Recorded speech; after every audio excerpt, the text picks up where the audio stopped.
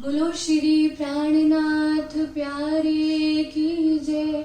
बोलो श्री सद्गुरु महाराज की जय।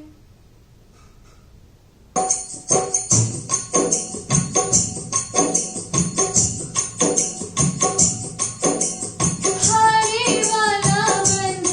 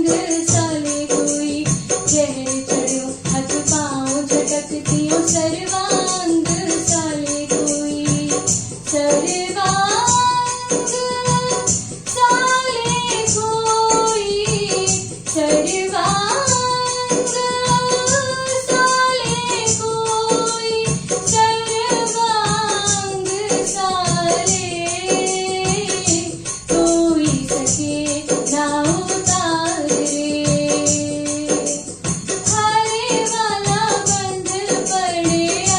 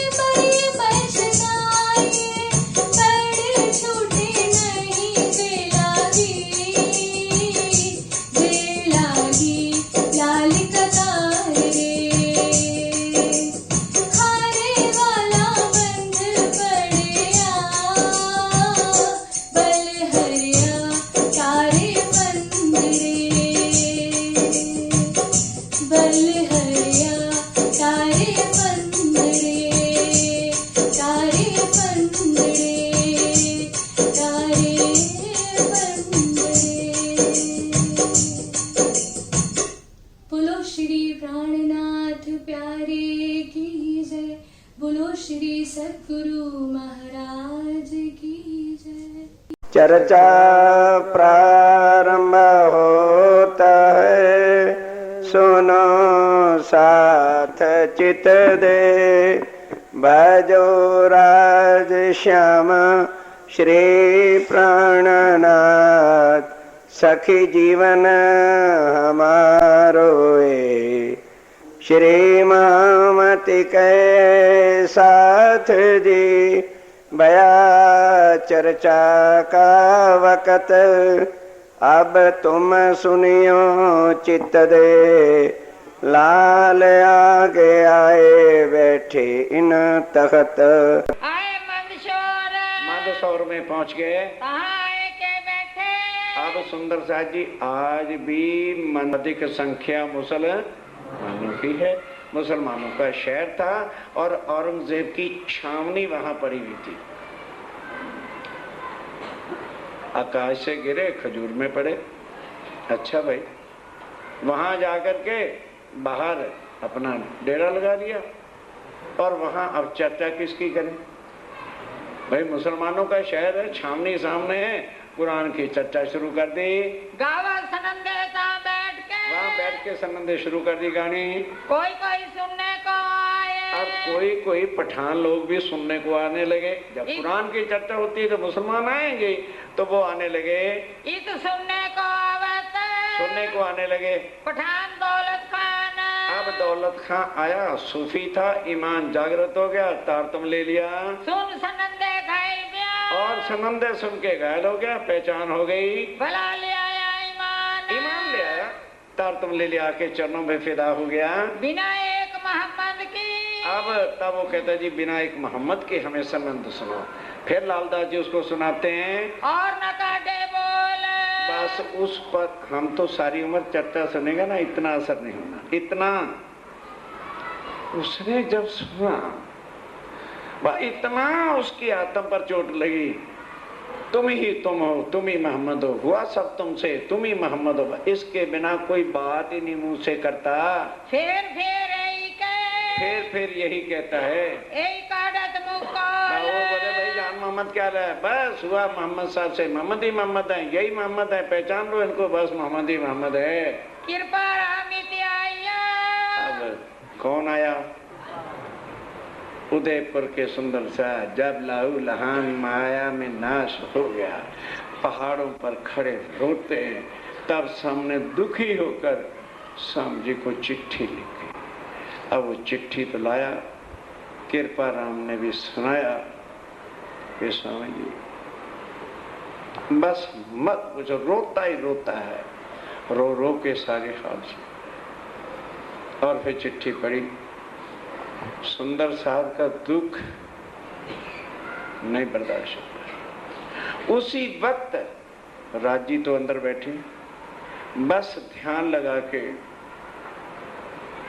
वालो ब्रहा रस के प्रकरण है ना, गाए अर्जी की, हे मेरे धनी, जो हालत आप हमें इस माया के ब्रहा के रस में दे रहे हो, वासना रुदन करे, रो रो के उनकी ये हालत हो। ऐसा तो संसार का एक यार भी नहीं करता। आप हमारे धनी, अब चाहते क्या हो? हमारे से क्षमा मंगवाना चाहते हो? हार्या हार्या बार रोमंतियों को आंसू दिलासा देकर पूछो, धनी ये दुख तुम्हारे बिना कौन टालेगा? फिर हम आपकी अंगना, तीसरा विकल्प, 6 उपकरणों का थोड़ा थोड़ा सार हो, आपकी अंगना है ना, बोलो कितनी बार माफी मंगाना चाहते हो?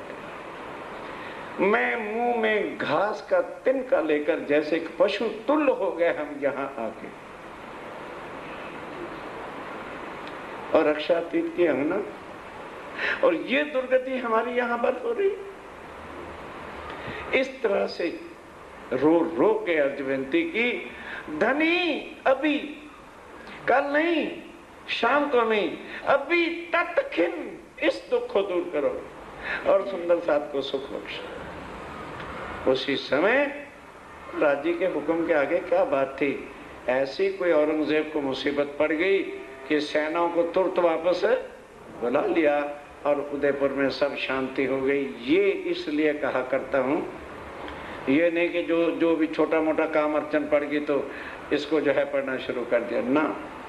जब कोई मानो ऐसी दुर्गति वाली बात है, किसी की मृत्यु आ गई है या कोई ऐसा संकट का काम आ गया है, विधि पर 3 बजे उठ जाओ। ना बाबा साढ़े को 3 बजे नहीं उठा जाता, क्योंकि 1:30 बजे तक जेड सीरीज सब वेख के सोना। ये उनके लिए पाठ है। 3 बजे उठ के नहा लो। वाणी बता रहा हूं, मैं कुछ नहीं हूं, मैं नहीं बता रहा। नहा धोकर जहां घर में सेवा रखी अगरबत्ती जला लेना और एक जल की आधी कटोरी रख लेना। ये 6 प्रकरण कम से कम 11 बार रोज 21 दिन पढ़ लेना। इनके 21 दिनों के अंदर ही सारे दुख हवा हो जाए। ना हो तो मुझे कह देना जी हमने ऐसा किया था, ठीक नहीं हुआ। कोई आजमा के देखेगा। सूर्य की किरण पड़ गई फिर पाठ करोगे निष्फल। उदय सूर्य देख के लेत अंधेरी, तुम्हारा चित्त ही नहीं लगेगा पाठ में। बैठोगे पाठ में, ध्यान होगा दुकान पर बिजनेस में, वो करना था वो करना था, वाला लिया वो तुम्हारा वाला लिया, उधर पाठ पढ़ोगे उधर बाहर घूमते थे। इसलिए प्रातः आज भी वही वाणी है, वही राज्य है, वही उनकी कृपा है और वही उनकी शक्ति है। तभी पहुंची आपको। उसी वक्त राज्य ने जो है इतने दुखिया सुंदर साथ की अर्जी सुनी और ये 6 प्रकरण दिए सुंदर साथ के कष्ट हरण करने के लिए। हुई मेरे ऊपर इस्लाम। ऊपर निजानंद संप्रदाय के सुंदर साथ के वास्ते ये कृपा हुई।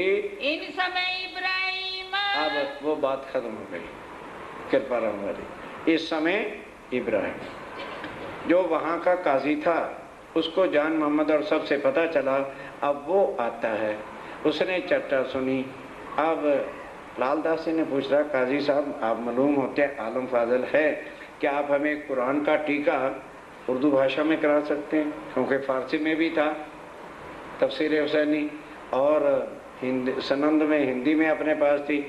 उर्दू का उस समय ज़्यादा जोर था तो लालदास जी को कहा स्वामी ने भी अगर ये उर्दू में भी टीका करा देना तो ज़रा सुंदर साथ के विश्वास के लिए और सरल पड़ेगा।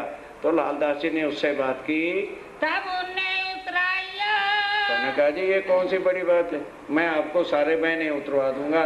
तब स्वामी जी ने कहा पहले 19वां सुपारा शुरू करा। 19, 20, 21 और 22 ये टीका जब हो गया तब स्वामी जी ने कहा पहला शुरू करा जहाँ अलफ लाम और मीम है और 5 तरह की पैदाश तिलकर रसूल सुपारे में है, उसकी भी पूरी पहचान हो जाए।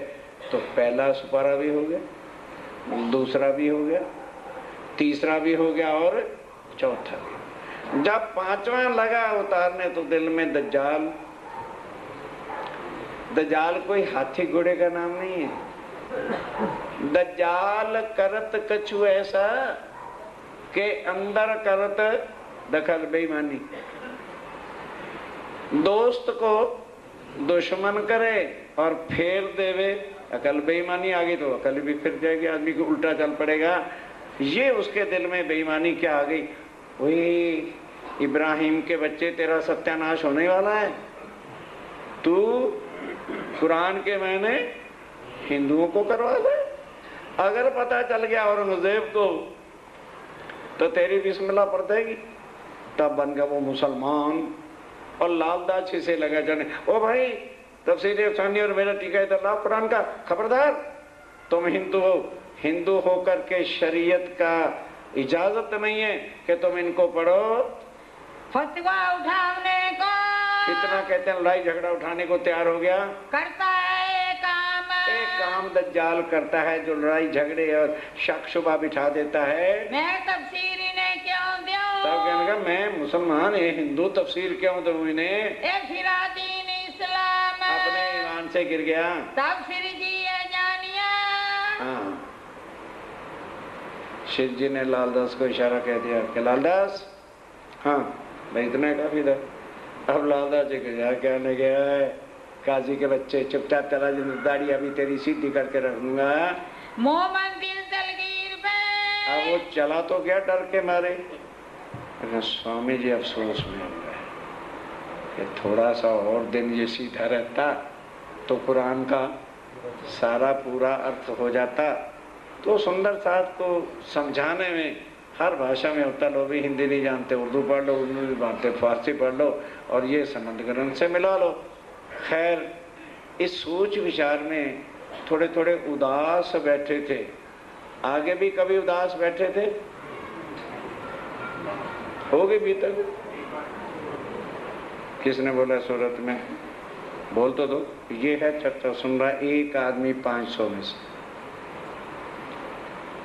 जब बिहारी जी की चिट्ठी आई थी, सूरत में आई थी, उदास बैठे थे, तो भीम भाई आया। आज उदास बैठे हैं इसलिए कि थोड़ी सी और राज्य कृपा कर देते तो ये राड़ खत्म हो जाती। अब आया जान मोहम्मद, वहां आया था भीम भाई और देखा कि आज कोई ना कोई बात। स्वामी जी जहां नूरानी चेहरा, हर वक्त प्रसन्नता ही प्रसन्नता, मुस्कुराते थी, आज ये उदासी क्यों है? इब्राहिम उठाया फितना।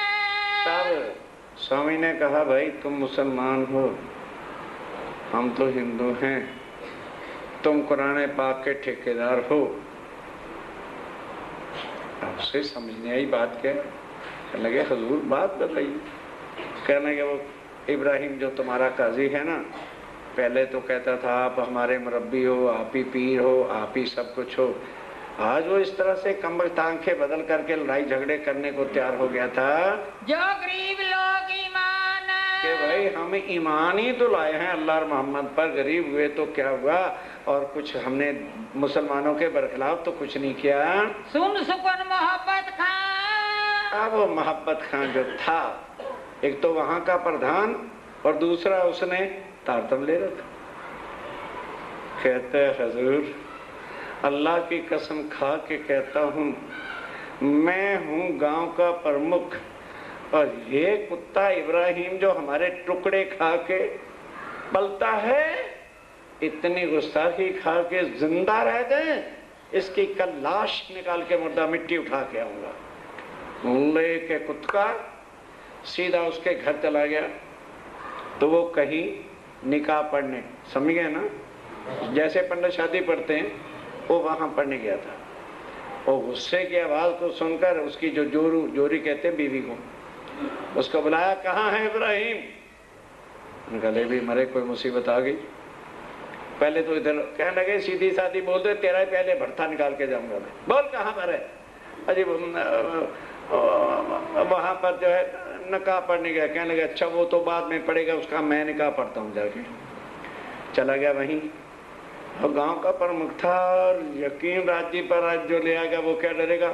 जाते ही बड़ी बुरी गाली निकाल के उसको इब्राहिम को बाहर बुलाया। ए चला गया ताई, सीधा ही चला गया। जय जय किया शोर। जाके कौन निकाह पढ़ रहा है? चलो इब्राहिम। सारे घबरा गए, ये शादी के अंदर विघ्न क्या डल गया। अब उसको बुलाया, बाहर बुला लिया। इब्राहिम निकल आया। अब इब्राहिम आया। क्यों ऐसा मुझ पर जोर? अब जो है, अब क्या जान मोहम्मद ने क्यों रे?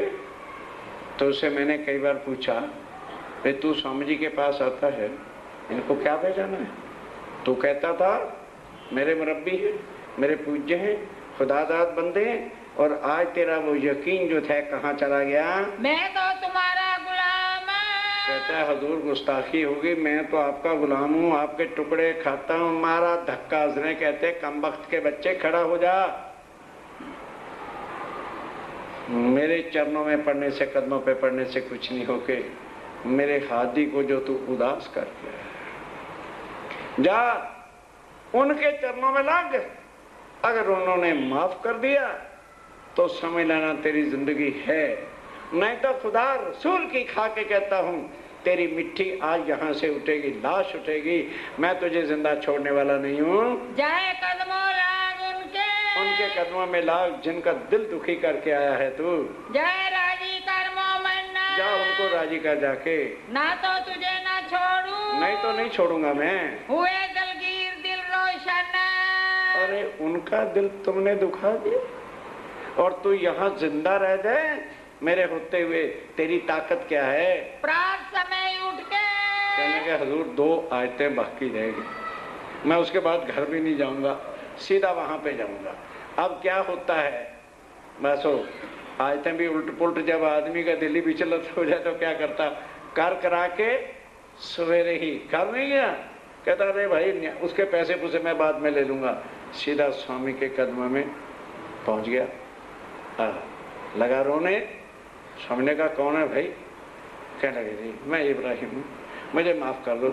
वहां नूर मोहम्मद पहले से ही छुरा लेके बैठा था कि साला अगर रात को आ गए तो पहले मैं इसके टुकड़े ही कर दूंगा, मैंने स्वामी जी के कदमों ही नहीं लगने देना। पर रात होने की वजह से प्रणाम उसने कर लिया। अब नूर मोहम्मद भी जा गया, कहने लगे वो कम वक्त क्या करूं, तो स्वामी जी के कदमों पहुंच गया। जा जितने मोमिन है, मोमिन भी सारे जाके जब इतना शोर सब के कदमों की राख लेके मत्थे पर लगा, चल नहीं तो ये देख ले मैंने खंजर बाहर ही रखा हुआ, अंदर भी नहीं रखा, तेरा अभी शुमार पूरा कर दूंगा। कहता नहीं हुजूर अभी करता हूँ। सब सुंदर सार के चरणों में प्राण कर धोली चरणों में लगाई, कहने लगे बस चला जा। मैं ग्रह तुम्हारे कदम सो मैं न छोड़ू काबा, सब मोमनों के कदमों लगावा को माफ किया तब माफ किया तब उनके भाई ने फरमाइए सुंदर।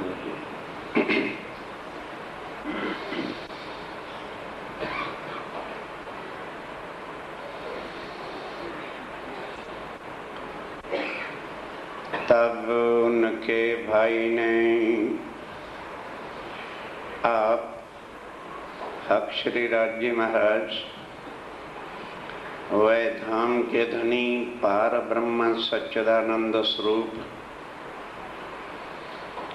अक्षरातीत उत्तम पुरुष आप स्वामी श्री प्राणनाथ जी महाराज बुद्ध निष्कलंक अवतार आखिरुल ज़मा इमाम मेहदी साहब अब इस समय मंदसौर में, जो कि एक मुसलमानों का ही शहर था और वहां पर विराजमान हैं जहां औरंगजेब की सेना कैंट लक्षर था। तो वहां सनंद की चर्चा के पश्चात मोहब्बत खां, जान मोहम्मद और भी कई गुवाहाटी लोगों ने तारतम लिया। अब इब्राहिम जो वहां का काजी था उसको जब पता चला तो वो भी आया, आके चरणों में लगा। जब उसने चर्चा सुनी तो उर्दू भाषा के अंदर वो कुरान के टीके का माहिर था। तो लालदास जी ने उससे कुछ लालच भी दिया कि भाई अगर तू हमें कुरान का पूरा टीका कराएगा तो हम आपको जितना चाहोगे पैसा दे। अब वो आ जाता है रोज। तो स्वामी ने कहा पहले 19वें सुपारे से, जिसमें खासकर इमाम मेहदी के आने की बातें लिखी और परमधाम की बातें लिखी हैं, वहां का टीका इससे करवाओ। 19वां सुपारा हो गया, 20वां हो गया, 21वां हो गया और 22वां हो गया। तब स्वामी जी के हुक्म से पहला, दूसरा, तीसरा, चौथा भी जब हो गया, अब उसके दिल में बेईमानी आ गई, कुफर बैठ गया कि ओहो मैं तो बहुत गलत काम कर रहा हूं। अगर इस बात की खबर औरंगजेब को पता चल गया कि मैंने हिंदू वैरागियों को जो है कुरान का टीका करवा दिया है, मेरी गर्दन काट डाली। तब अपने मुसलमान होने के नाते से कुछ अटपटा बोलने लगा। तब स्वामी जी ने कहा, लालदास इसको कोई किताब नहीं देनी। बस फिर शिव जी का जरा सा हुक्म होने की देर होती थी, फिर तो क्या बात थी। अब उसके बाद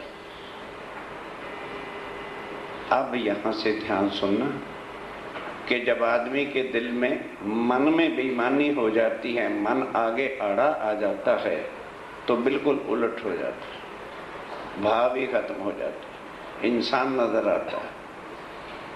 तो अब उसने कहा, अच्छा ठीक है, लड़के घर तो चला गया।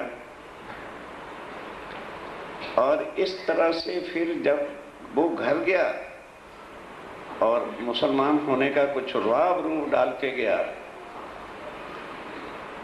अब देखो तन में अक्षातीत अंदर बैठे हैं, कितनी मुसीबतें। माया का और राज्य मराय का दोनों का तुलना मोमनों के सामने हो रही है, क्योंकि हम भी यहाँ माया देखने के लिए आए हैं सुंदर साथ जी। तो माया को पहले दिन से हुक्म मिला है कि इनको मेरे पर यकीन नहीं रहते, और स्पेशल कह रखा है कि मेरे मोमनों पर यातनाएं पे यातना, कष्ट पे कष्ट ढाना। अब वो चीज तो हम भूल जाते हैं, माया की बातों को देख करके स्टेन लेकर उठते ही फिरते रहते हैं, हमारे ऊपर स्टेन हो गया, ये हो गया। तो फिर आए क्यों थे परमधाम से, खेल मांगा क्यों था? माया की बातों का स्टेन दिमाग में घुस जाता है, अकल परमधाम की वाणी की नहीं आती कि ये यहाँ पर होना ही है। फिर स्टेन किस बात का, फिर स्टेन काहे का, फिर रोना किसका? जो रोता है स्टेन के आने पर समझ लो राज्य को भूल चुका है, उसका कोई नाता ही नहीं है राज्य से। अब ठीक है, बैठे हैं, कोई बात नहीं भाई। इतने में मोहब्बत खां आ जाता है। उसने आकर के देखा कि स्वामी जी उदास बैठे हुए। पूछा, स्वामी ने कहा, हाँ भाई क्या पूछते हो? तो मुसलमान अपने को कुरान के अल्लाह ताला के मालिक बनाए फिरते हो। हमने यकीन ही तो लाए हैं मोहम्मद साहब पर और अल्लाह पर, कुरान पर, और कोई बुरा काम तो नहीं किया। पर इस तरह से तुम्हारा इब्राहिम ऐसे शब्द कह किया। अब मोहब्बत खां वहां का प्रधान था, तारतम दिया हुआ था, और एकदम कहते हैं, स्वामी जी मैं यहाँ का प्रधान मुखिया हूँ, और मेरे होते हुए ये जिंदा उठ के चला कैसे गया? मैं अभी जाता हूँ कसम खाली दिल में। और पहले सीधा उसका घर गया, जाके उसकी बीवी से पूछा। वो बड़ी घबरा गई कि आज ये प्रधान आया है और इतने गुस्से में है, कहीं मार ना डाले। फिर जब उसने दोबारा डांट के कहा तो कह दिया कि फलां जगह पे निकाह पढ़ने गया हुआ है। वहीं चला गया और बड़े गुस्से के साथ उसको बाहर बुलाया और खूब डांट के कहा, देख कमबख्त, तू कुछ दिन पहले जब सवेरे उठ के जाया करता था तो मैंने तेरे से पूछा था, तो तूने क्या कहा था? नहीं, ये बात अल्लाह ताला की शक्ति है, मैं इनको मुरब्बी मानता हूँ, मेरे मीर हैं, ये है वो है। और आज तेरी वो छवि, तेरा यकीन, तेरा विश्वास कहाँ चला गया? अब कहता है, चरणों में गिर गया, कहने लगा, हुजूर मैं आपका नौकर हूँ, ऐसी कोई बात नहीं।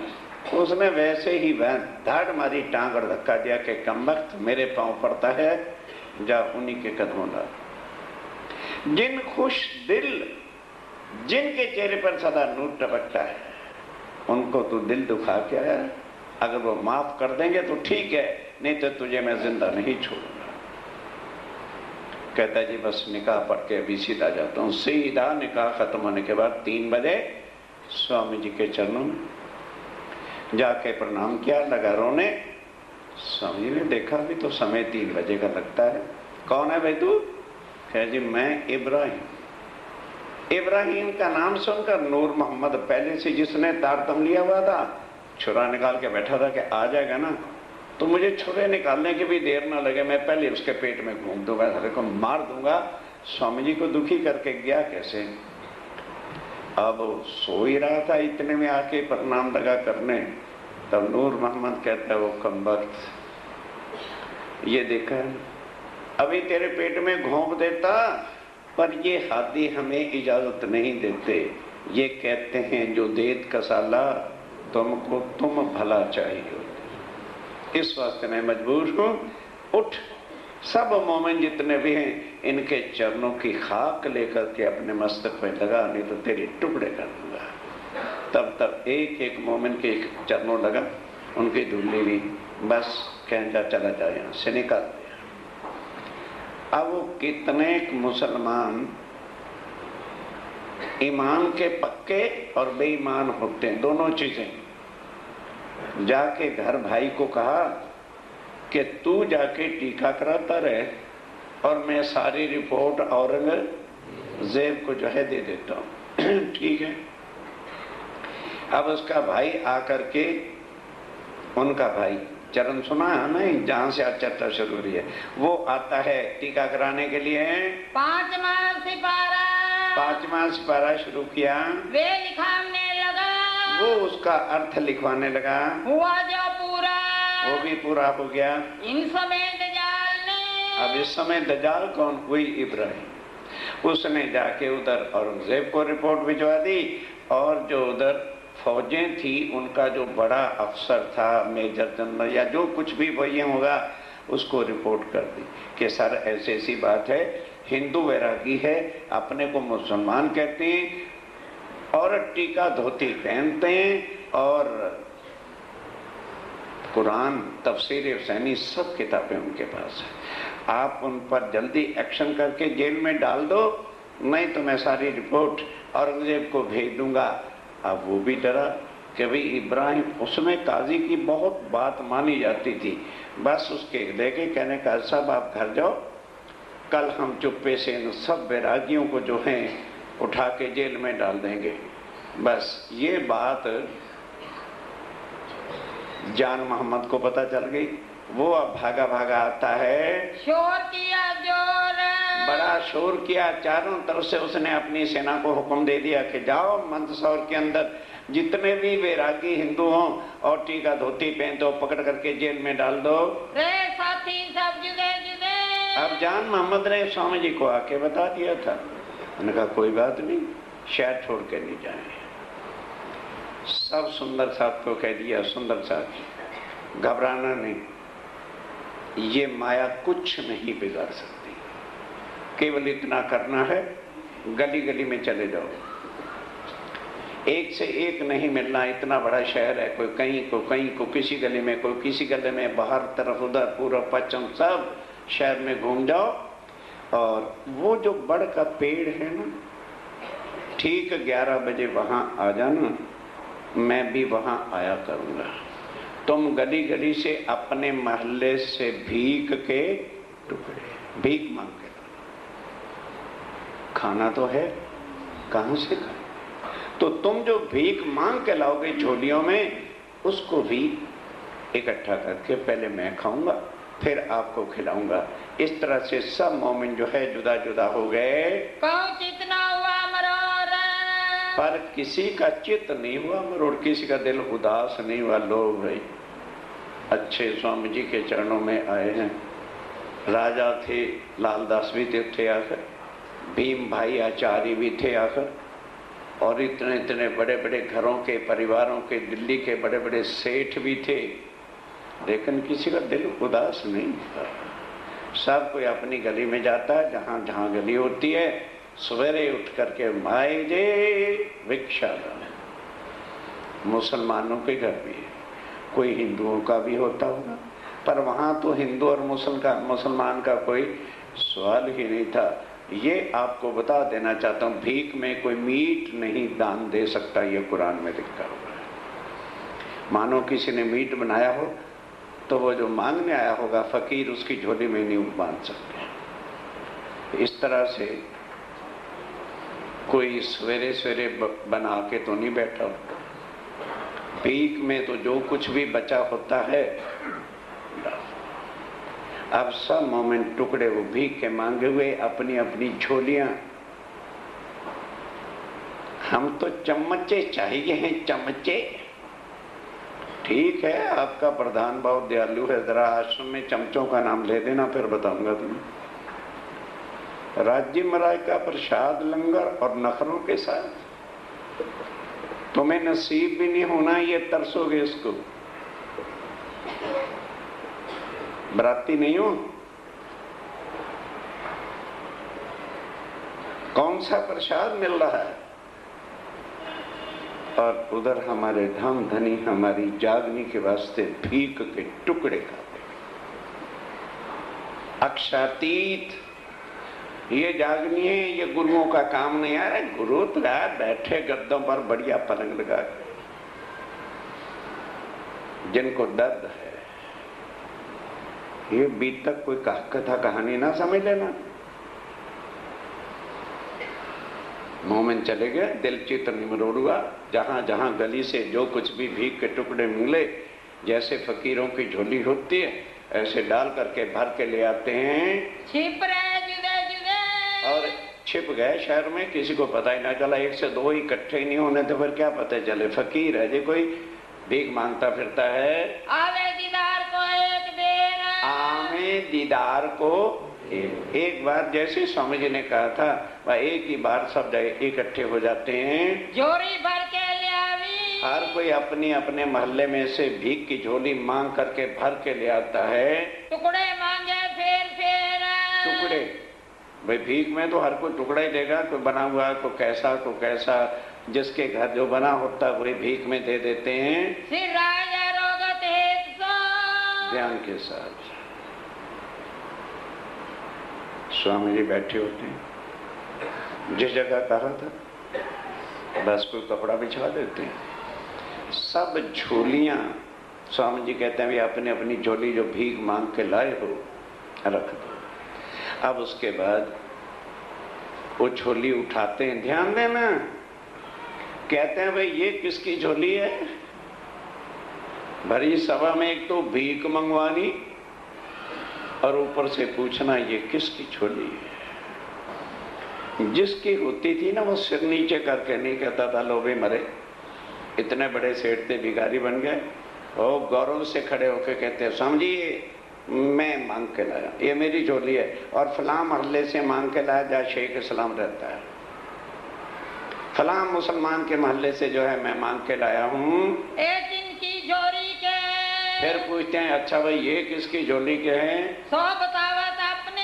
हर जिस सुंदर साहब ने जो मांगा होता कपड़ा देख के पहचान जाता है ये मेरी झोली है, ले आया ये मैं मांग के लाया हूँ। राजी होवे दिन पर उनके ऊपर स्वामी जी बहुत प्रसन्न होते हैं, बाता हंस हंस करे बनाए, और हंस हंस के बातें करते हैं, और हर एक की झोली में से एक एक टुकड़ा भी खाते जाते हैं। कहने लगा भाई ये मोहल्ले वाले बहुत अच्छे, बहुत स्वादिष्ट है। बासी टुकड़े, बासी टुकड़े बहुत स्वादिष्ट, अच्छे। उनको खुदा पर कुछ यकीन और विश्वास है, ऐसा भाव लेकर स्वामी जी मां के टुकड़ों को खा रहे हैं। मैं अजमावत तुमको। अब मोमनों को कहते, पता है मैंने तुमको क्यों भीख मंगवाई? इसलिए ताकि तुम्हारे दिलों के अंदर जाति पाति, ऊंचे खानदान के हम हैं, हम करोड़ोंपति सेठ हैं, मैं धर्माचार्य था, और लोक लाज मर्यादा संसार क्या कहेगा। हमें तो जरा सी बात स्टेन और ये है, ये ईमान है राज्य मराय पर। अक्षरातीत खुद एक टुकड़े में खा और कह रहे हैं, मोमनो मैंने तुम्हें इस मंजिल तक क्यों पहुंचाया है? ताकि तुम्हारे दिलों में कोई खानदान, कोई ऊंच नीच, कोई लोक लाज कि दुनिया क्या कहेगी, ये कोई गुमान अहंकार दुनिया वाला रह न जाए। इन मंजिलों पहुंचाए इसलिए मैंने तुम्हें भीख मंगवा के देखा है कि क्या किसी का दिल दुखता तो नहीं। मोमन राजी होए के मोमिन खुश होके कहते हैं, स्वामी जी इतना मजा परमधाम में नहीं था जितना यहाँ। आप हमारे साथ रहो, जितनी भी जिंदगी के सांस होंगे हम भीख मांगा करें। हमें कोई किसी दुनिया की परवाह नहीं, ना किसी लोक लाज मर्यादा, ना खानदान और बरादरी वालों की चिंता है। बाता करे खुश दिल और खुश दिल होकर के बातें करते हैं। ये नहीं कि भाई अंदर से मरा हुआ दिल हो और ऊपर से दिखावती बातें करनी हो।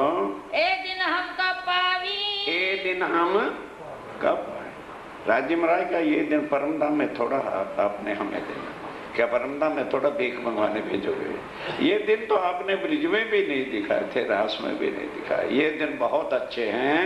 रे एक दूजे हिल मिल जब ये चीज हो जाती है ना तो फिर जुटबंदियां बंद हो जाती हैं, तब सब सुंदर साथ एक लगता है। अब तो अपने अपने फ्रेंड और अपने अपनी सहेलियां गुट बने हुए, एक दूसरे सब सुंदर साथ हैं, सब मेरे राज्य महाराज के अंग हैं।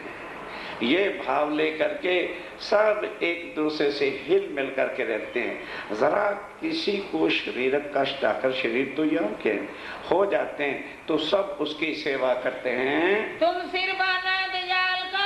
आज स्वामी जी कहते हैं तुमने सिर भाना दज्जाल, माया को तुमने जीत लिया है। कुटुंब कबीला और कोई कुटुंब कबीले की आस भी नहीं रखी। हमारे दादा का नाम कहाँ चला जाएगा, लोग क्या कहेंगे, इतने ऊंचे खानदान के होकर के ये भीख मांगते, कुछ मतलब ही नहीं है। रे बहुत बल सूरत में, ये रहे बल सूरत में किसका, अपने राज्य महाराज का, कि हम राज्य महाराज के अंग हैं तो उनका बड़ा और रिश्तेदार कौन।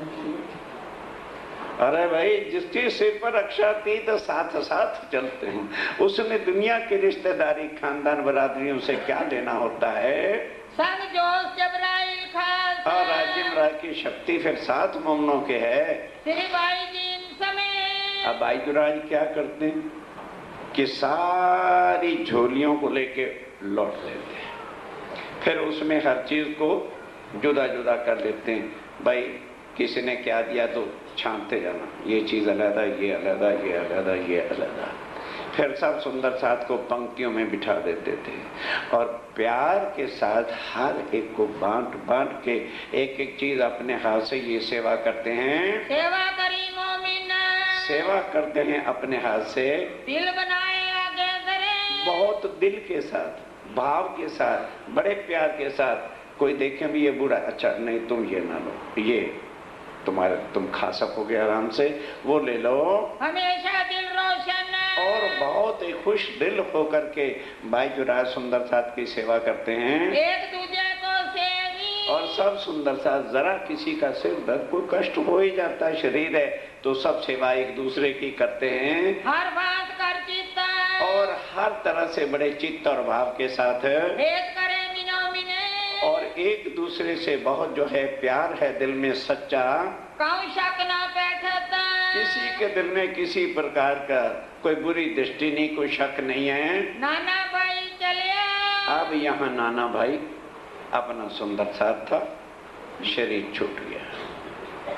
इतने दिन तक ही राज्य महाराज के चरणों की साक्षात सेवा का लाभ लिया, शरीर छूट गया। मंदसौर के में जब मंदसौर में थे ताले माफा के बस यहीं तक राज्य महाराज का हुक्म था, यहाँ तक सेवा की, उतना ही सुख से, उतना ही सुख लिया उसने। मुकानदास को उससे, अब यहाँ से मुकंदास को कहाँ से, जब उदयपुर से आ रहे थे तो रास्ते में से भेज दिया था, वो मंदसौर नहीं आया। अब रास्ते में से भेजे भाव सिंह पास, राजा भाव सिंह के पास 3 सुंदर साथ और दिए, केशवदास, खिमाई भाई और एक और सुंदर साथ दिया कि तुम चारों जाओ। और औरंगाबाद में राजा भाव सिंह राज करता है।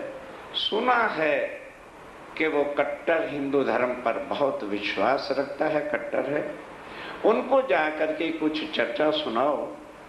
यदि वो किसी काबिल होगा तो फिर मुझे बुलाना, तुम जाए उनकी खबर लियो, जाके उनकी खबर लो, सत्संग करो, चर्चा देखो कैसा है जीवता कछुआ सा, है जीवता कुछ काम बनेगा या मुर्दा मुर्दार जीव के माया का कीड़ा है।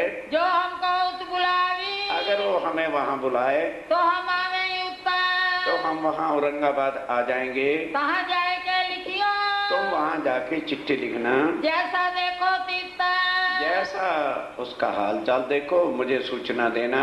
मुकानदास जाए पहुँचे, अब मुकानदास वहाँ चला गया भाव सिंह सो किया मिलाप, और भाव सिंह से मिलाप किया। चर्चा उनसो रस पड़ी, अब भाव सिंह को इसलिए पता लग गया कि वो सीधा पहले सवेरे चला गया तो राजा भाव सिंह के घर दरबार में ही चला गया, और वहाँ वो जो उनका राजगुरु था, हर एक हिंदू भी राजगुरु रखता था, रामदास उसका नाम था, और वो बिल्कुल तांत्रिक विद्या शक्ति जानता था, बाकी आत्म तत्व के ज्ञान का कुछ भी उसे पता नहीं था। और उसने क्या नियम बनाया हुआ था कि कोई भी साधु महात्मा मेरे पूछे बिना राजा से मुलाकात नहीं कर सकता। अब वो मुकंदर सीधे ही चले गए, उन कबूल किया, अब उसने क्या स्वीकार किया, तब वहाँ से कहा सदा, तब जब स्वामी जी की सूचना दी तो कासद भेजा संदेशा कि स्वामी जी को बुलाया जाए, भेज दिया सिताब, भेज दिया वहाँ से।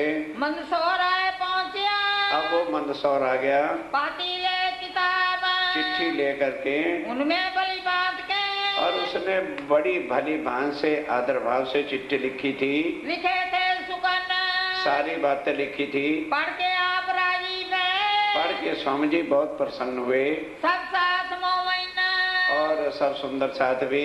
अब मंदसौर से, अब मंदसौर से चलने का दिया उपाय, कहाँ गया और उसको मार कहाँ पड़ी, तो स्वामी जी पहले ही चल देंगे।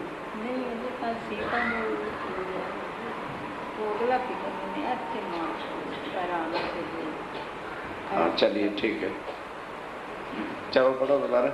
अब मंदसौर से, अब मंदसौर से स्वामी जी चले, चलने का किया उपाय, सब सुंदर साथ को हुक्म कर दिया कि अब मंदसौर को छोड़ के चलना है। 8 महीने पूरे स्वामी जी मंदसौर में रहे, और 8 महीने तक बराबर भीख टुकड़े मांग करके ही इस तरह से व्यतीत किया। साथ हुए सब तैयार, सब सुंदर सा, बस सारे फकीरी रूप में थे। जब 11 बजे इकट्ठे होते थे तो कह दिया भाई आज शहर छोड़ देना, और शाम को 4 बजे वो पुल पार मंदसौर से बाहर इकट्ठे हो जाना, वहीं से आगे निकल चलेंगे। खबर सब पहुँचाए, और सबको जो है खबर गली गली में कर देना, कोई सुंदर साथ रह न जाए। सब साथ भेले वे, सब सुंदर साथ जहाँ स्वामी जी ने इशारा किया था वहाँ इकट्ठे हो गए, हुए चलने को होशियार, और चलने को तैयार हो गए। 8 महीने इतरे, 8 महीने मंदसौर में इसी तरह से व्यतीत किए। हुआ हुक्म परवरदिगार, तब हुक्म आ राज्य महाराज का चलने का। श्री मोहम्मद के मोमिनो, और स्वामी जी कहते हैं सुंदर साथ जी, ये मंदसौर की भी तक, ये मंदसौर की भी तक है, अब यहाँ से आगे चले, अब यहाँ से आगे चलेंगे। तो कहूँ हुक्म हक, अब सुनो आगे क्या होता है। यहाँ से आए सीता मऊ, यहाँ से स्वामी जी कहाँ गए, सीतामऊ। सीतामऊ से जाएंगे उज्जैन, जिसको अवंतिकापुरी कहते हैं। तहाँ से नौलाई, वहाँ से सीतामऊ से नौलाई आए, तहाँ से आए उज्जैन, वहाँ से उज्जैन आए। 28 मंजिले गई, 28 मंजिले का मतलब पैदल यात्रा होती थी। 28 दिन के बाद उज्जैन में पहुँचे। भादो सुद छठ को, भादो सुदी छठ को रे धनबाई के घर, धन भाई के घर पहुँचते हैं। सुंदर साथ जी 2.5 साल हो गए किस चीज को, कुंभ के मेले को। हरिद्वार में कुंभ का मेला हुआ, 2.5 साल के बाद उज्जैन पहुंचे। तो कुंभ के मेले के 2.5 साल बाद छोटी कुंभ भी लगा करती है, या नासिक में और या उज्जैन में। इस बार उज्जैन में छोटी कुंभी का मेला था। अब वहां जब स्वामी जी पहुंचते हैं तो इस तरह से हालत थी। बड़े बड़े सेठ रहते थे, स्वामी जी 23 दिन रहे। 23 दिन सेठों ने ही भंडारे दी। भाई 8 महीने भीख मंगाई है तब वो कसर नहीं पूरी है, लाड पूरा ही कराते हैं। अब वहां बिल्कुल ये हालत होगी कि मानो ब्रज की लीला हो। जिस सेठ के घर रोटी हो उसके घर कुंभ में आए हुए जितने भी साधु महात्मा वगैरह हों उन सब की भी रोटी वैसे ही होती थी। और इस तरह से जो सेठों ने भी दिल खोल के सेवा की कि मानो ब्रज का माहौल हो, तो वहां ये कीर्तन उतरा था, प्रगटे श्री नंद। ये वहां पर जो है कीर्तन उतरा था। भाई भगवान चौधरी, भाई भगवान दास चौधरी था। ईमान ले आया इन पर। बस चर्चा सुनी, ऐसी चर्चा तो कोई भी आके उज्जैन में सुनाता। भाई धर्म तीर्थ था, लेकिन बड़े बड़े लोग आचार्य जन आते थे, ऐसा ज्ञान तो किसी के पास था। अब स्वामी जी जब अपने प्रमाण सारे शास्त्रों से, वेदों से, कलयुग में भविष्य पुराण, हरवंश पुराण के देते हैं, सबकी आंखें खुल गई। और जब ज्ञान निराकार के पार आगे अखंड द्वैत और अक्षर अक्षरातीत की बातें बताते हैं तो उनको यकीन आ गया। इन्होंने उत्सव किया। बस अब जिनको यकीन आता है और तारतम लेता है, कहते हैं स्वामी जी आज की रसोई की सेवा हमारी है। तो वो अपने घर उत्सव में रसोई करता है। बाबूजी है नाम। उसको बाबूजी बाबूजी कहते थे। लाल जी है उत्सव किया। लाल जी भाई भी एक और थे, उसने भी तारतम लिया और उत्सव किया। पधराए श्री राजा। पधराए श्री, पहचान के बिना थोड़ा ही अपने घर को ले जाता है। वह पहचान करके सब साधु महात्मा को कहा कल सब भोजन हमारे यहाँ आके करना, खूब आनंद मंगल भंडारे हो रहे हैं। ए जोशी राम आया। कितनी संख्या होती होगी यहाँ तो 400-500 की रसोई के लिए 3 हुचकियां भर के नाम लिखवा तो दिया। अब सोच रहे कटवाएं कैसे, नहीं समझे। नहीं तो 1 बार 2 बार सूचना होगी भी जिन्होंने रसोई लिखवाई पैसे दो। हलवाई ने तो पैसे लेने होते हैं ना। पर छोड़ो, तुम कटवा दो। चरण सिंह को कह देना हमने रसोई नहीं देनी, रसोई फिर भी चलेगी। राज्य का लंगर दरबार नहीं बंद हुआ करता। इतने इतने लोग भंडारे पे भंडारे हो रहे हैं। जिसने तारतम लिया, नहीं जी आज भंडारा हमारे घर होगा, सब को जो है उज्जैन में कह दो, जो भी बाहर से साधु महात्मा सब आए हुए हैं, आज हमारे घर भंडारा होगा। फिर राय पधारे इनके घर। अब रसोई होती थी तो स्वामी जी को अपने घर ले जाएंगे तभी तो भंडारा करेंगे। वह पूर्ण मनोरथ का सबकी मनोकामना पूर्ण होती है। कांजी के करो।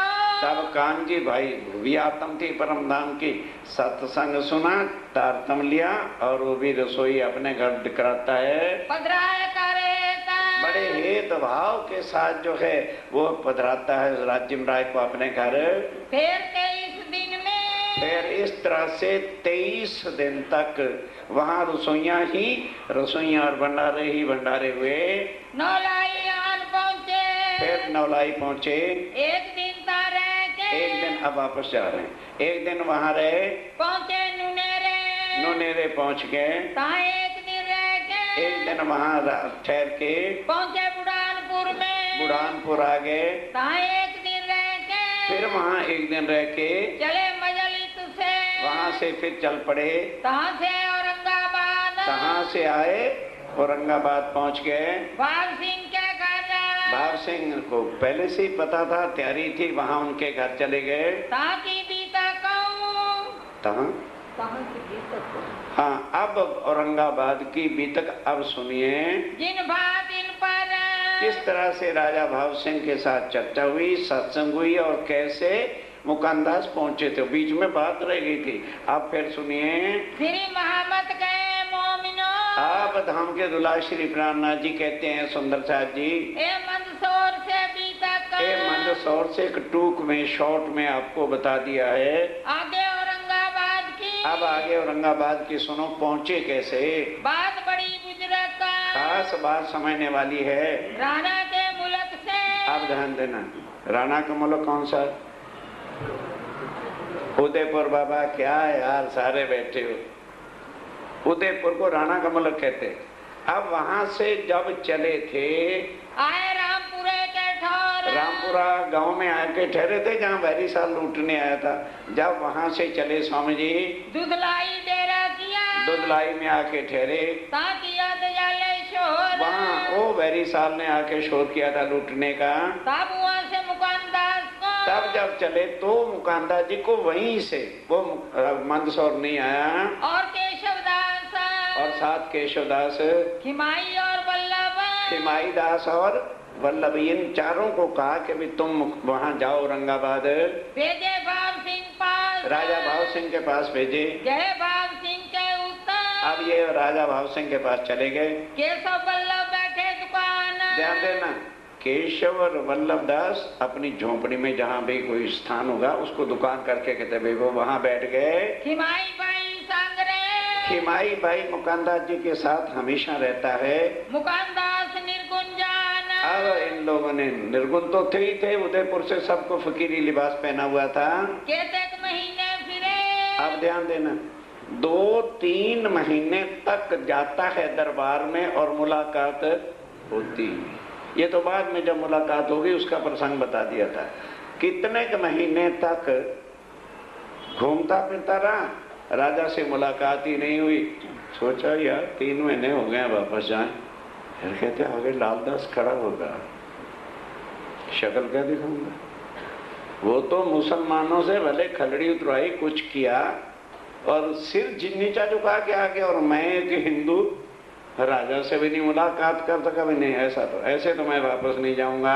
देख रखे निर्गुण, भेष अपना निर्गुण ही रखा, फकीरी लिबास। वेदांत को पक्ष हो दिया, तब वेदांत पक्ष में से 23 प्रश्न बहुत कठिन, जैसे एको ब्रह्म द्वितीय, ब्रह्म सत्य जगत मिथ्या। और आज और भी सुन लो, जो कोई वेदाचार्य बैठा हो या वेदों के जानने वाला, 4 सूत्र हैं वेदों के। आहम ब्रह्मास्मि, तत्वमसि, सर्वे खर्दम ब्रह्म और आत्म एव। ये वेदों के 4 सूत्र हैं। और जो वेदों वाले, पुराणों वाले हैं, वो यही पर ही 4 सूत्रों को घटा के बैठते हैं। और ये घटेगी कहाँ? परम धाम। आहम ब्रह्म अस्मि तत्वमसि, मैं भी पार ब्रह्म और तू भी पार ब्रह्म। कहाँ एक तत्व है? तो जहाँ एक तत्व है वहां ही तो सब एक रूप है। सर्वे खर्दम ब्रह्म, कण कण में पार ब्रह्म है परम धाम में। तो ये सारी चीजें उन्होंने क्वेश्चनों में लिखी कि मैं अगर वेदांत को ये जानने वाला होगा तो ये क्वेश्चन करूंगा। 23 प्रश्न वेदांत पक्ष के लिखे, रे बीच निर्गुण, और निर्गुण भेष में ही है। जब लगे मूर्खने, जब वापस जाने लगे तब दिल में किया विचार। अब ध्यान देना, प्रश्न पुरुषों तो लिख लिए, कहना मैं मिलूंगा कैसे? आगे तो 3 महीने हो गए यार, लौट के मुड़कने मैंने मुड़ के जाना।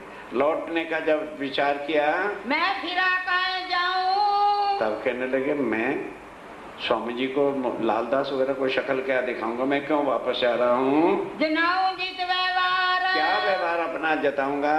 भीख मांगे दऊं स्वरूप। कहने लगे भाई उसे राजा के दरबार में तो घुसना है, जैसे भी होगा देखी जाएगी। खिमाई भाई और लालदास जी ने भीख मांगी। वहां नहीं ना गया मंदसौर, बराबर भीख भी। अभी जो दिल्ली की मार बैलेंस है ना, इसके हिस्से में अभी मिल जाती है। अब बाजार से भीख मांगी, भीख मांग के एक तो मिठाई का डिब्बा ले लिया, झोली तैयार कर ली प्रसाद देने के लिए, और एक झोली और ले ली, उसमें क्वेश्चन लिख के भागवत के तैयार कर रख दिए। एता के लिए वस्त्र उसके भीख मांग के रेशमी कपड़ा लेके थैलियां तैयार कर ली, थैलियां रेशमी बनाए के, रेशमी थैलियां बना के प्रसाद थैली करी तत्पर। एक तो जो है उसमें प्रसाद भोग रख दिया। भोग काहे का था? प्रसाद ही लेके बाजार से राजा को देना है तो प्रसाद ही है। प्रश्न भागवत वेदांत के, भागवत के 40 प्रश्न और वेदांत के 23 प्रश्न उसमें रख दिए, ले डाले थैली में डाल दिए। एक प्रसाद की थैली कर, एक प्रसाद की थैली बनाई, किया मिलाप 3 से, और दरबार में चला गया। उसको पता नहीं था। खजूरी को कहा मैंने बादशाह से मिलना है, टाइम ले दो, ले दिया, चला गया। महंत रामदास रे, महंत रामदास ने बाद में देखा, जब राजा के सामने ही आके खड़ा हो गया, तब राजा से बातचीत करने लग गया। 3 देखे बीच बाजार, अब गुस्सा तो बड़ा। अब मुकंदर जी की सारी बातें चर्चा सुनकर रामदास को शक पड़ गया, अगर ये दोबारा मिला तो राजा तो मेरे हाथों से चला जाएगा। उन्होंने कहा अच्छा कोई बात नहीं। अब मिल मुल के वो चला गया। अब शाम को जब दफ्तर से उठा, महंत रामदास लाठी ली पकड़ और अब ढूंढता फिर रहा है, भाई एक बार वो मुकंदास मिल जाए मुझे तो श्लोक उसको मैं पढ़ाऊंगा। बस ढूंढते ढूंढते ढूंढते नजर आ गया कि वो जा रहा है। बस भाग के लपक के कहा, हाँ मुकंदास जी महाराज, ये बताओ किसकी इजाजत से जरा बादशाह के ने मिलने के लिए गए थे? हाँ, तुम्हें पता नहीं था उनका गुरु महाराज भी है कोई? राजगुरुओं के बिना राजा नहीं होते। ओ लठ उठा के दे बार पे बार, दे बार पे बार। शायद मोमनों को इतनी नहीं पड़ी होगी जितनी इसको पड़ी। खूब डांड कस के बाद एक प्राण नहीं निकल गया। चला जा यहाँ औरंगाबाद से, अगर मैंने दोबारा तेरी शक्ल कहीं औरंगाबाद में देखी तो शमशान घाटी तू सीधा जाएगा। मिला मुकंदास को, तब वो मुकंदास को मिल गया, पहुंचाया नाले पार, मार मार करके जो है नाले के पार, नहर के पार छोड़ाया। जो औरंगाबाद रहेगा, अगर तू दोबारा मुझे औरंगाबाद दिख गया तो हम मारेंगे फिर, दूसरी बार तुझे जान से ही खत्म कर दूंगा। जो बगरा करे भाव सिंह को, राजा भाव सिंह को बदरा करता है, गलत रास्ता, गलत ज्ञान सुनाता। तू बहुत ज्ञानी पैदा कहाँ से हो गया? तो हमारे दूसरी बार ऐसी मारूंगा कि तेरी लाश भी कोई नहीं उठाएगा। जो करके जब छोड़िए, इस करके जो है मुर्दा बना के उसको धोया छोड़ा। तब मुकंदास की ओ विचार, ठंडे सांस लेके उठा कि भाई मार भी खा ली और राजा से बातें भी खुल के हुई नहीं, तो अब क्या शक्ल जाके दिखाऊंगा स्वामी जी को के मार खा के आ गया हूँ। दजाल मिलने ना देवी, पर ये दजाल है, ये मिलने तो देता नहीं। मैं हूँ खबरदार, पर मिलना तो मैंने भी है, जो कुछ होगा देखी जाएगी। एक देरा देवी का, सब सोचने लगा भी दरबार में नहीं मैं जाता, क्योंकि वो वहां 10 बजे आ जाता है।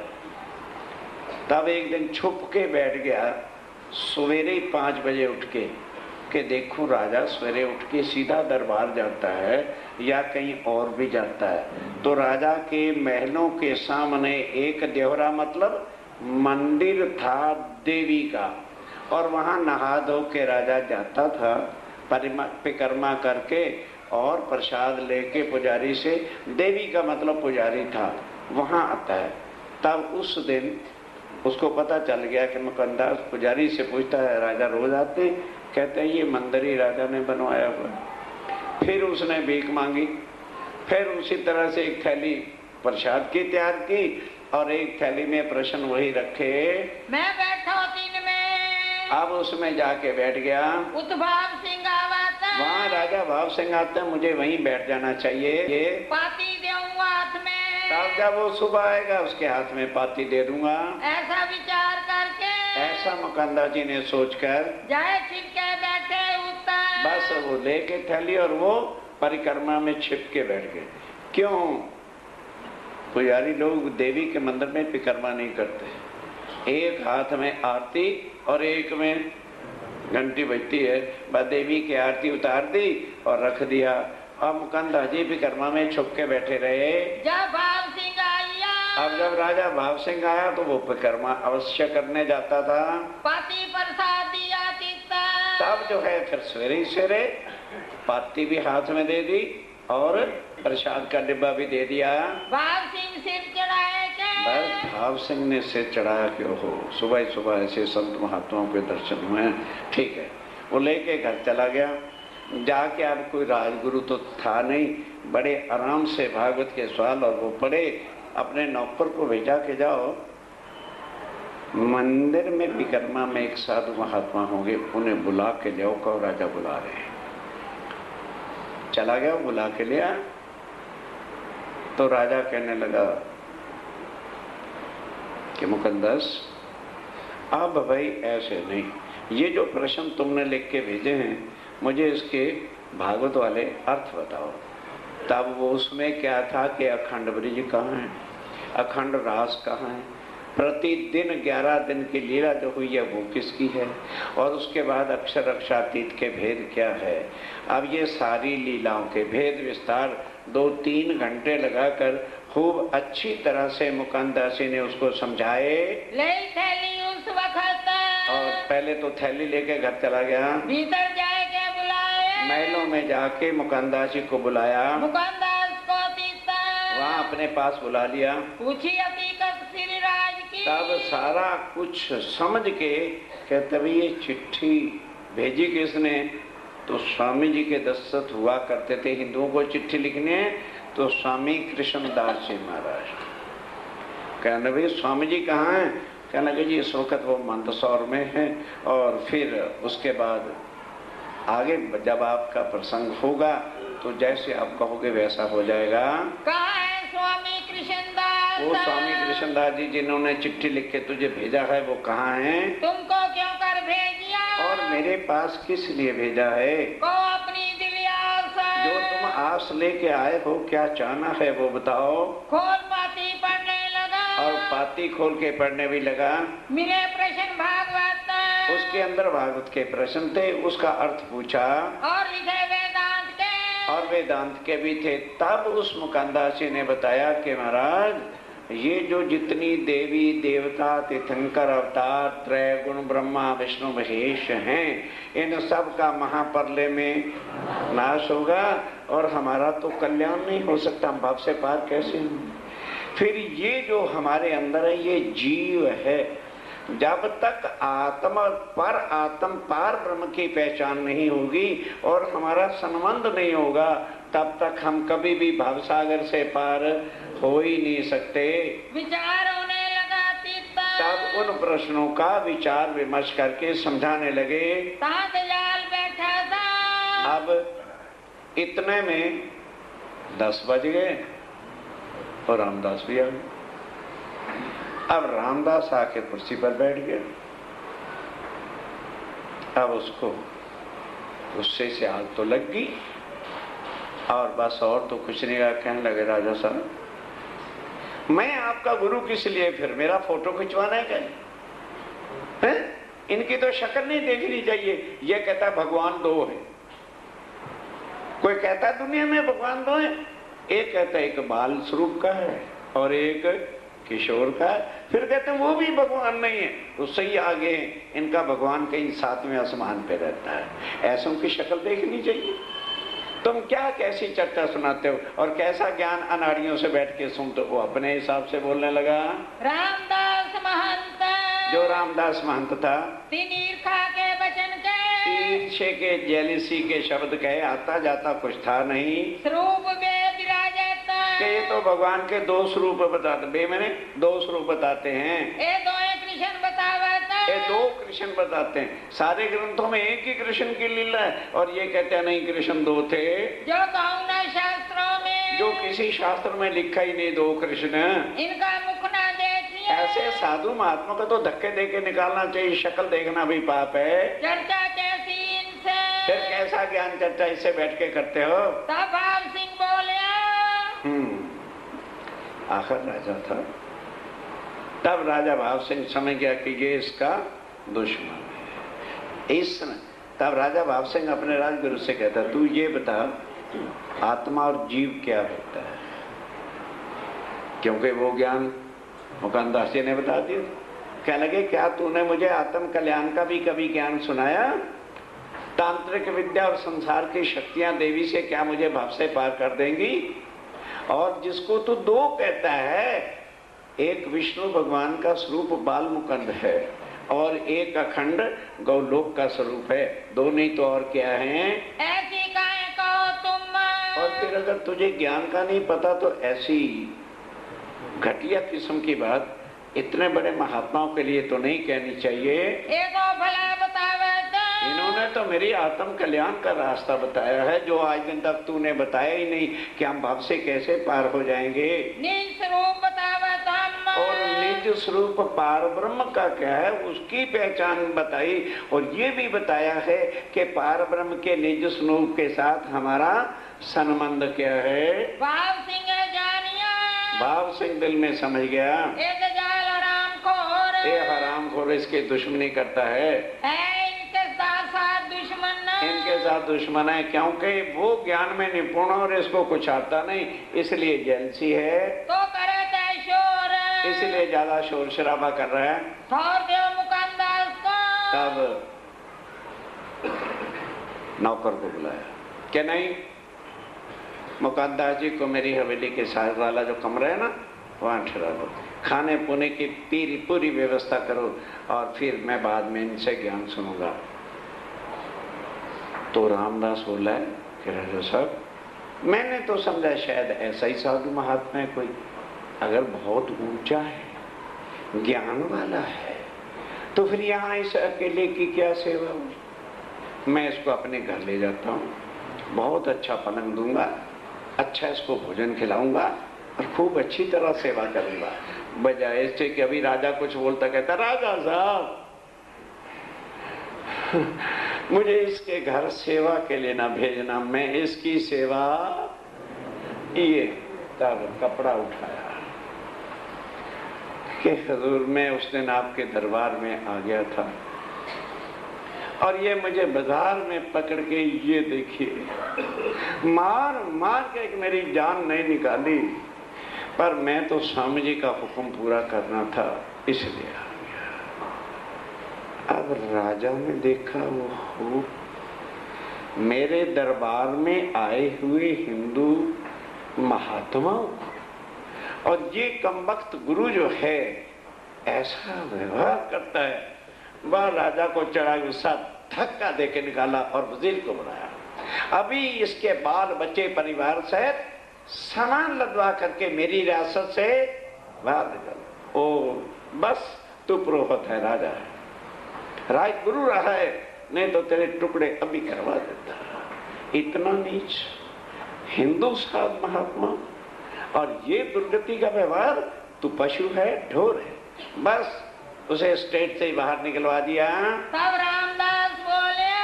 रामदास बोला, इनकी सेवा की मुझे आस है। वो बात रह गई थी ना कि इसकी सेवा मैं करूंगा, यहाँ अकेला सारा दिन उदास हो जाएगा। उतारे हम अपने घरों। हम अपने घर ले जाते हैं, उतारा करेंगे, खूब सेवा करेंगे, चरण दबाएंगे। तब मुकानदास का वचन, मुकानदास पहले ही बोल उठा, इन सेवा हमारी भली करी। कहे राजा साहब इसकी अगली सेवा मुझे नहीं भूल रही, बहुत सेवा की। ये देखिए पीठ दिखाई, पीठ दिखाई, कपड़ा उठा करके मारा। ये देखिए अभी तक डांड पड़े हुए 3 दिन हो गए और डांड हट ही नहीं रहे। देख पीठ भाव सिंह को। बस राजा भाव सिंह ने जब पीठ देखी और डांड देखे, आंसू आ गया, गुस्से से आग बगोला हो गया। बड़ा हुआ दुख, बड़ा दुखी हुआ। वो धक्का दे उठाया दजाल। वो जो राजगुरु था, धक्का दे के कमर को उठा दे, निकल जा यहाँ से। राजगुरु बना फिरता है चंडाल, ये राजगुरुओं का व्यवहार है। फिर एक संत के साथ दरबार में आया भी है, तो वैसे बात करो तो मैं बुरी गाड़ी दई मुख। बस राजा था, उसको क्या किसी का डर। मतलब बुरी का मतलब आप शब्दों वाली गालियां, जैसे लोग माँ बहन की देते हैं, इस तरह के आप शब्दों की गालियां बुरी बुरी निकाल दी। जो मेरे यहाँ कि मेरे यहाँ जो आता है ताकि ऐसी सेवा करे, तो उसकी सेवा करता है। राजगुरु बन के ये सेवा तो कर रहा है साधुओं की। निकसो मारे डेरा से। बस अभी जो है मेरे डेरे से स्टेट से निकल जाओ, जाओ देश में तीतर, किसी और देश में जाके बस तो जिंदा रहना चाहते हो मरवा डालूंगा, नहीं तो तुझे। मुकानदास की निशा करी। तब मुकानदास की तसल्ली कराई कि मुकानदास, मुझे भाई नहीं पता था कि इतना पापी है, तुम मुझे माफ कर, ये जो कष्ट हुआ मेरे कारण से हुआ, इसलिए तू तसल्ली ना कर। और प्रश्न पूछे पंडित ने। तो अब कहते हैं, मुकानदास कहता है कि महाराज मैं आपके दरबार में गया था तो वहां बड़े बड़े पंडित रहते थे, ये मेरे 23 प्रश्न और ये मेरे 19 प्रश्न, इसमें से भी मैं छाट के शॉर्ट कर देता हूँ 30 या 22 या 25, और सारे तुम्हारे दरबार के पंडित एक तरफ और मैं अकेला एक तरफ, उनको कहो कि वो जितने प्रश्न बनाना चाहते हैं बना ले, और मेरे केवल ये 23 प्रश्न होंगे। 3 घंटे की मोहलत उनको पढ़ने की देना और 15 दिन उनको जवाब देने की देना। फिर उसके बाद अगर मेरे प्रश्नों, ध्यान से सुनने का प्रसंग है, मेरे प्रश्नों का उत्तर वो दे दे खाली, तो उनका जूता मेरे सिर पे बंधवा के मुंह काला करके सारे शहर में ढिंडोरी पिटवाना। और अगर उनको मेरे प्रश्नों का उत्तर न आए तो मेरे जूते उनके सिर पे बांध के मुंह काला करके निकलवाना, ताकि दुनिया को पता चल जाए ये पंडित ऐसे ठग और लुटेरे होते हैं। करो इनका जवाब। इनका जवाब मुझे लेके दो, होए दिल रोशन, ताकि आपको तसल्ली हो जाए कि हम ठगने वाले हैं या ये पंडित ठगने वाले हैं। आया ना जवाब उनको। अब उन्होंने 80 सवाल बनाए थे, सबने मिलके 80 क्वेश्चन, और ये 23 क्वेश्चन थे। अब पढ़ के हार जाए, एक भी सवाल का जवाब आता नहीं है। निंदा लगे करने। अब निंदा के साथ पता नहीं कम वक्त कहाँ से लेके आ गया मुसीबत हमारे लिए। अब उधर राजा ने क्या कह दिया पंडितों को, जब तक इनके सवालों का जवाब नहीं दोगे, जो डेली तुम्हें किसी को 20 किसी को 10 प्राइनों का मिलता है, वजीर को कह दिया ऐसे बंद कर दो। भाव सिंह भाव सिंह ने मना कर दिया, आवत ना जवाब तुम्हें जवाब नहीं आता तो निंदा काहे को करते हो, तुम जवाब लेके आओ। का मुकानदास ने। मुकानदास जी ने क्या कहा, पंडित पूछे जो प्रश्न, पंडित जो भी प्रश्न पूछेंगे मैं उत्तर दूंगा, मैं ताको उत्तर दूं, मैं उनका उत्तर दूंगा, इनका मनाऊं मन, और इनको तसल्ली करा दूंगा फलां ग्रंथ में ये लिखा हुआ है। मैं पूछो जो इनको, और मैं जो प्रश्न पूछूं इनको ये ताको दे बताए, ये सारे मिल करके उसका उत्तर दें। जो हारे दो मिले, हम दोनों में से जो हार जाए तो अपने ही बांध के फिराए, तो दूसरे का जूता, अपना ही जूता कहते हैं, बांध के शहर में जुलूस निकलवाया जाए। प्रश्न 80 पंडित ने लिखे, पंडितों ने मिलकर 80 क्वेश्चन लिखे, 23 मुकानदास, 23 क्वेश्चन, उनमें से भी जो कठिन से कठिन और बातें थी वो लिख के 23 क्वेश्चन मुकानदास जी ने तैयार किए। 15 दिन मोहलत दी, और 15 दिन की मोहलत रख दी, क्यों होए विश्वास, ताकि राजा साहब आपको विश्वास हो जाए कि ये लुटेरे तुमने अपने दरबार में बांधे हुए हैं। पंडित रोए पावत, अब पंडितों को किसी को 10 किसी को 20 जैसे जैसे योग्यता थी, और उस समय दरबार से मिला करता था रुपए 10-20, किसी को 10 किसी को 20। जब उत्तर दोगे प्रश्न, तब राजा ने कह दिया पंडितों बहुत खीर खट्टे खा लिए, अब जब इनका उत्तर दोगे उस दिन पैसे मिलेंगे, तब हम करें बख्शीश, तब ये बख्शिश होगी। मुकद्दस उसी दिन, मुकद्दस जी उसी दिन उनके 80 दुनिया के सवाल थे, बस वही उसी दिन ही उत्तर लिख के कहा लो राजा साहब ये इनके 80 सवालों का जवाब है। प्रश्न खोल किए साफ, सारे प्रश्न खोल के बता दिए, गीता का है, ये भागवत का है, ये रामायण का है, सब ग्रंथों का विशेष स्कंद भी लिख दिया। देव उत्तर हमारे प्रश्न का, कहने लगे राजा साहब अब मेरे प्रश्नों का उत्तर पंडितों से लेके दे दो। करो भाव सिंह और फिर तुम इंसाफ कर लेना सारा कुछ। उत्तर तो आवे नहीं। अब पंडितों को उत्तर क्या लगा चाहिए यार, कल देखेंगे। कल देखा, परसों देखा, 5 दिन बीत गए, 10 दिन बीत गए, दिन रह गए 5। अब क्वेश्चनों की उत्तर की तो चिंता नहीं, चिंता ये है कि मुंह होगा काला, मुकंदास का जूता होगे सिर पर, और दुनिया के सामने घुमाया जाएगा जिनसे हम पैसे लेते हैं। तो एक पंडित कहता है देखो, बाद में जो जूता बांध के भी तो सवालों के सामने घूमना है। अपन रात को 10 उसकी कोठरी पर चले चले और जाके उसका जूता उठा के सिर पे रख लें और कह दें भाई मुकंदा जी ये 10 अंगूठा भी लगवा लो और पांव के भी 10 लगवा लो। हम आपके प्रश्नों का उत्तर नहीं दे सकते, हम हारे हारे और हारे, तो दुनिया को तो नहीं पता चलेगा। बंद कोठरी में तो उसका जूता सिर पे रखना। बस मिलके सारे मुकंदा जी के पास चले गए। तब रात को किया विचार। तब रात को विचार किया, चल आए मुकंदास पे। चल के रात को मुकंदा जी के पास आ गए के हम पर होते महाराज। कि हे मुकंदास जी महाराज, अगर तो तुम्हारे स्वामी जी ने यही कहा है कि पंडितों का जनाजा ही निकाल दो, भूखे मार दो, तो फिर हमारे कोई बस की बात नहीं। बाकी रही हार जीत की सवाल, इन प्रश्नों को ब्रह्मा मुनि उत्तर दे सकते, तो हम कहां से ला के देंगे।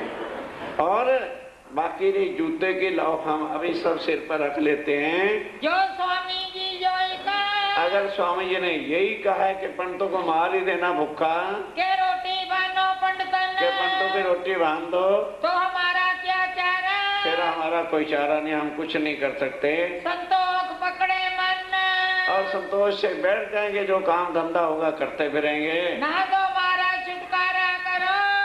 तो मुकंदास ने कहा भाई हमारे स्वामी जी ने किसी ने नहीं कहा ऐसा कर, वो तो तुम्हारा ऐसा व्यवहार था तो मैंने राजा को कह दिया, बाकी जूते भी मेरे मत से फिर हम ऐसा नहीं काम करने वाले। तो कहने लगे महाराज जो कुछ आप कहते हो राजा उस पर अमल करता है। 10 दिन हो गए, खीर देखी नहीं कैसी होती, दही बड़े रोज खाते थे, देखे ही नहीं क्या होते, अचार प्रचार से ही गुजारा कर रहे थे।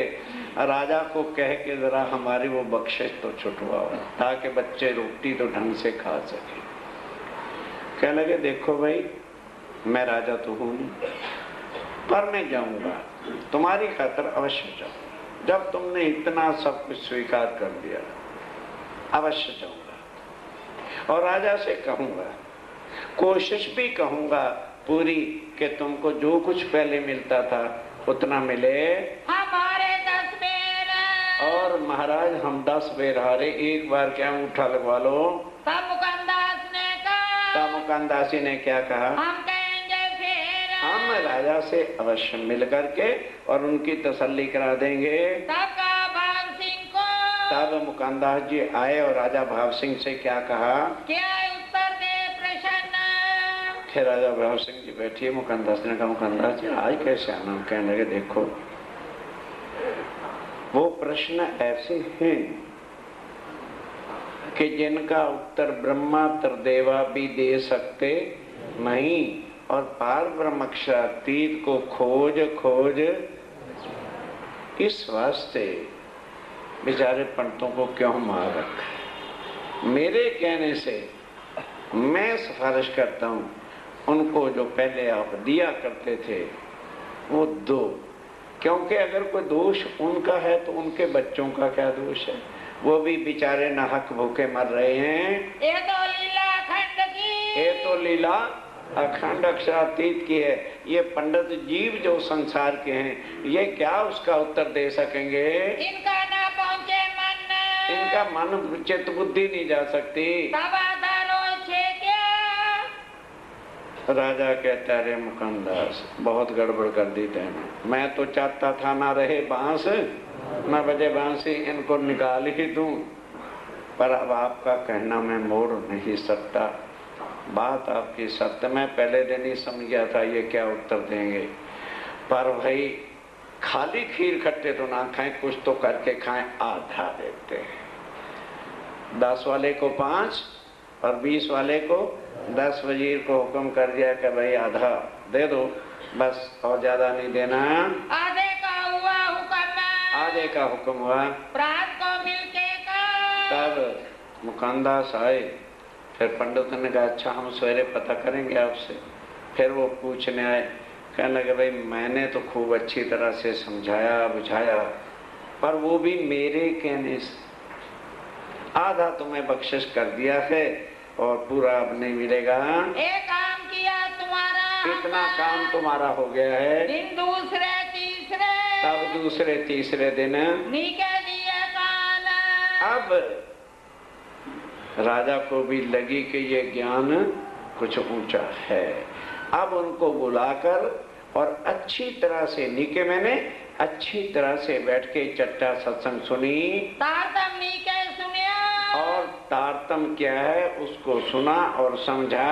होए गई पहचान, तब होए गई पहचान। क्यों हो, हमारी आत्म माया में खेल देखने के लिए आई, और अक्षातीत ही हमें जगाने के लिए मनुष्य तन में जगह जगह पर भटक रहे हैं। बुलाओ श्री जी सेठ जी को। बस तुरंत कहा मुकंदस जल्दी से स्वामी जी को लेके आओ। बड़े आदर सहत भाव के साथ चिट्ठी लिख के दी और कहा वहां सुंदर साहब कितने हैं?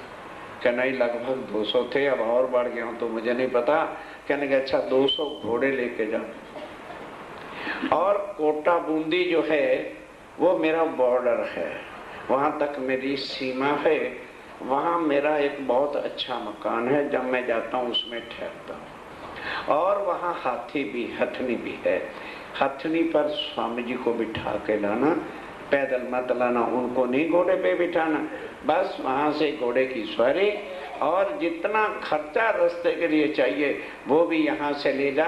किसी सुंदरता को कष्ट नहीं होना चाहिए। असवारी ले आओ तुम, असवारी हमारे से ले जाओ, ले आओ हथनी बूंदी से, और बूंदी से हथनी ले लेना, और घोड़ा दे दें हम, और जितने घोड़े चाहिए वो यहाँ से ले जा। एक हवेली बूंदी में, और बूंदी में जो मेरी हवेली जहाँ मैं जाके ठहरा करता हूँ उसमें स्वामी जी को ठहराना। रहने को लिख दई, वो वहाँ का जो प्रधान या मैनेजर प्रबंधक था उसको लिख के दे दी। श्री भाई जी को वहाँ भाई राय को रखना आराम के साथ। इन बार सिखापन दई, इस तरह से अच्छी तरह सिखापन देकर मुकानदास विदा होए के, अब मुकानदास जी राजा की चिट्ठी लेकर विदा हुए, दई असवारी साथ है, और सब असवारी सामान वगैरह सब साथ दिया। कहाँ से पहुँचे मंदसौर, अब वहाँ से कहाँ आ गए? अब आए मुकंदास जी मंदसौर, खर्ची दई थी हाथ, और खर्ची हाथ में दी थी। आए मिले मंदसौर में, मंदसौर में आकर के स्वामी जी से मुलाकात की, ले चले श्री जी को, श्री जी को लेके चले। आए पहुँचे औरंगाबाद, औरंगाबाद स्वामी जी आ गए। गई मुलाकात हवेली में, बस वो पहले से ही राजा तैयार था, खूब स्वागत किया, और हवेली जो तैयार थी उसमें स्वामी जी को बतराया। भाव सिंह आए के, भाव सिंह आकर के लगा दो कदम, चरणों में आके प्रणाम करता है। देख दीदार इन समय, अब दर्शन करके बहुत प्रसन्न हुए। कृत कृत जानी आत्मा, राजा भाव सिंह ने अपने को धन्य धन्य समझा कि मेरा आज का दिन जीवन मेरा सफल कर रहा है। लगा सेवा करने, अब खुद सेवा करने लगा। उत्सव रसोई जब, अब उत्सव रसोई जब करता है तो खुद परोसता है, खुद जो है पंखा झुलाता है। देख जागा हवेली अपनी, तब चर्चा 1-2 दिन सुनी तो कहते स्वामी जी हवेली बाहर नहीं, आप मेरी हवेली में आके अंदर ठहरो। तेरी सेवा इनकी तब जो है सेवा करने लगा महलों में। सुन नरसैया के शब्द कीर्तन, तब नरसैया नरसिंह मेहता ने, कईयों ने नरसैया की नहीं समझ आई तो नरसिंह मेहता करके टीका में लिख देते हैं। नरसैया कब था? जब प्रतिबिंब की सुनाई थी आपको। वो लीला कितने दिन की हुई? 11 दिन की। 7 दिन गोकुल 4 दिन मथुरा। तो रास की लीला जब पहले हुई थी तो नरसैया पहले ब्रह्मांड में कृष्ण का भगत था जो प्रलय हो गया था। अब उसने जब बांसुरी की आवाज सुनी तो रात्रि का समय था, हाथ में मिसाल लेकर के भागा भागा आया था और अंदर तो जा नहीं सकता था। नरसैया आए, खड़ा हुआ आड़े दरवाजे, बताए थे 4 दरवाजे कौन से, एक शरीर पिंड, दूसरा ब्रह्मांड, तीसरा निराकार और चौथा योग माया का, ये 4 दरवाजे थे। तो बेचारा बाहर खड़ा रहा मिसाल लेकर और अंदर इस नित्य वृंदावन, ये वो नहीं, ये वृंदावन में जो रास की लीला हुई थी उसके स्वर, क्योंकि गोलोक की शक्ति थी ना, उसको सुन करके इतना मगन हो गया पता ही नहीं चला।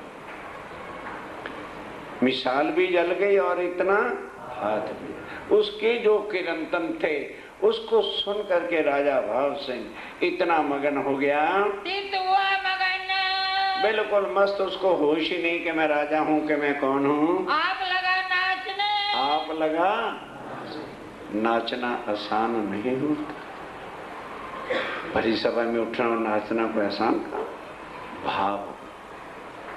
अब राजा के भाव जैसे सुंदर साथ करते थे वैसे पब्लिक भी बैठी है, वजीर भी हैं, महारानियां भी हैं, कोई मतलब ही नहीं लोक लाज शर्म की।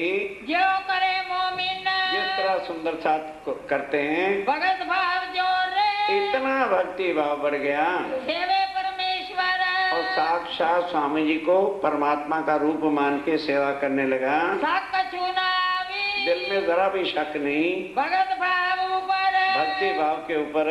इन अपने अंदर पत्र, तब अपने महलों में स्वामी जी, वो मेरा दूसरा कमरा है ना, वहाँ भी चलो, वहाँ भी चरण कमल रखो, सब कमरों में ले गया। पत्रावर सिलाज, आप श्री जी साहब जी को बधराता है। रास लीला के किरंतन, अब फिर कहता जी रास लीला के किरंतन सुनवाओ। राजी होवे इनका, उसको सुन के बहुत राजी होता। बोलो श्री प्राणनाथ प्यारे की जय, बोलो श्री सद्गुरु महाराज की